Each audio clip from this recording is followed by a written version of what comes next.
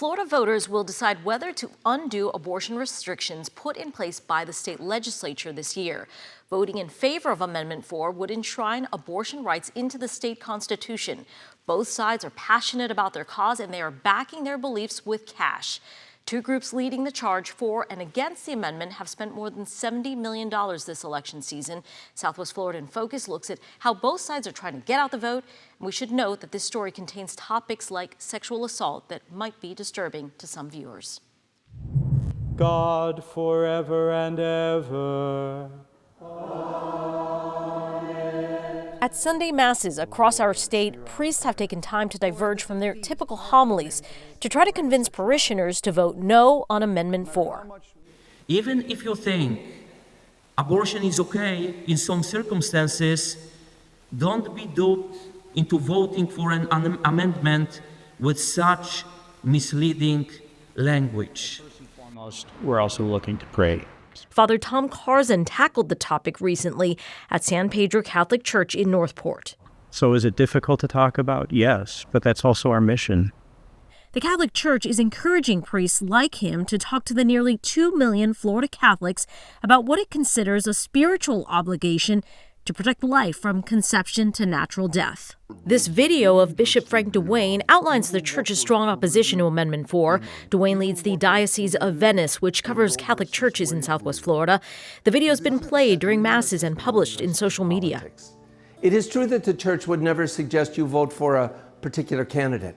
However, in this election year, it is critically important to remember that shaping the moral character of society is a responsibility of people of faith. But the diocese knows this won't be an easy win. Despite the church's opposition to abortion, they know Catholic opinions are in line with most Americans. 6 in 10 U.S. Catholics say abortion should be legal in all or most cases, according to Pew Research. But the church believes most people want some limits on abortion, so ads and campaign language against Amendment 4 warn that the proposal is too vague and would mean few regulations on the procedure. This amendment is not a good answer, regardless of where anyone stands on the issue of abortion. We're speaking about an amendment that is extreme and deceptive. Other church denominations have also united against the measure, even getting help from Governor Ron DeSantis and other allies through conference calls, which provide strategy and talking points. Vote yes on Amendment 4 to protect women and girls. Meantime, Amendment 4 supporters have significantly outraised their opponents in campaign dollars, allowing them to purchase more ads and build a bigger media campaign like this one.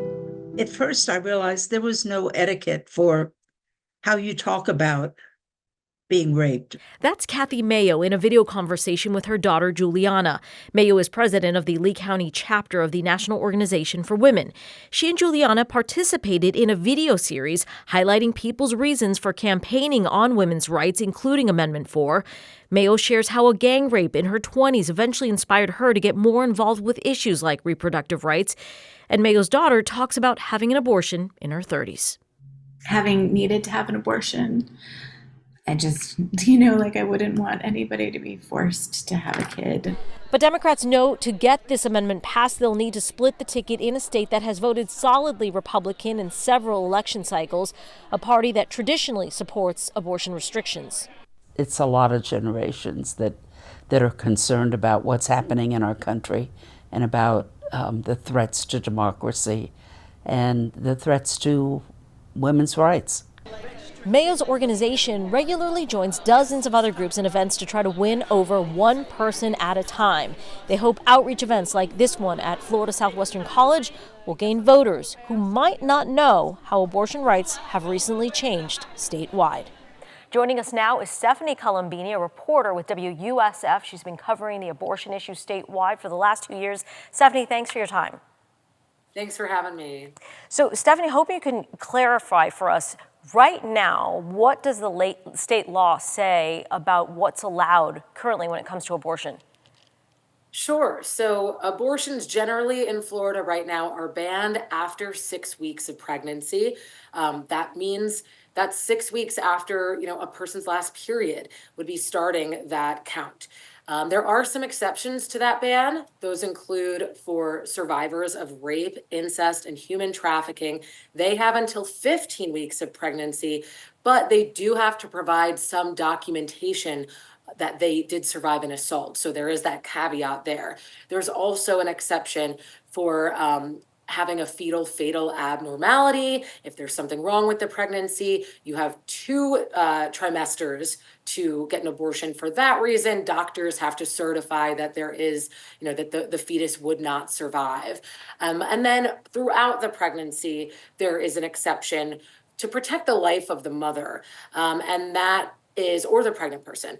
But that also requires doctors to certify that, is actually an emergency that endangers that person's life. Psychological conditions don't count for that. So we're talking about things like an ectopic pregnancy, or if your water breaks early, some similar complications like that.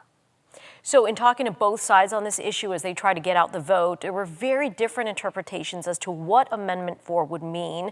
So if it passes, define that for us. What does the amendment actually say and mean? Sure. So the amendment says that no law would get in the way or delay somebody's access to abortion before viability. That usually means around 23, 24 weeks of pregnancy, or if a patient's health provider deems necessary after that.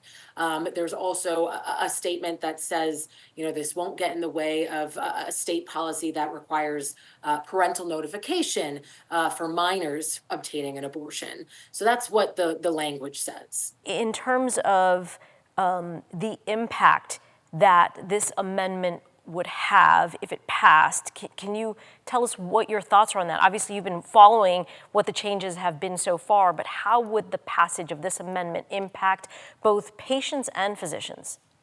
Sure. And so, both sides, supporters and opponents, will tell you different things. And then I can kind of break down what they're saying and what I've heard from kind of neutral experts, legal experts. Supporters of the amendment say this is returning the abortion decision and conversation back to a patient and their healthcare provider, and leaving the government out of that conversation. Opponents of the amendment are concerned that it's too vague. They say, that the health provider in particular, that isn't as clearly defined. That could, so they're worried it could mean somebody who isn't, say, a licensed physician could provide abortions, or that health could mean any sort of health issue as opposed to like a real health emergency. I've talked to legal experts who say that is not a good argument. That and the Florida Supreme Court also ruled that, the ballot language was acceptable when they, allowed the ballot to, the measure to appear on the November ballot.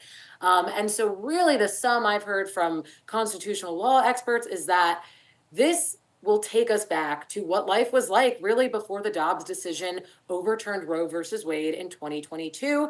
And if you support that, that's when abortion was available until viability in Florida for years. If you want to return to a pre-Dobbs Florida in terms of abortion access, vote yes.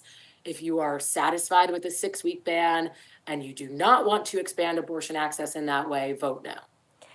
And then, assuming there's passage, then the question becomes an issue of what is defined as viability, right? How many weeks?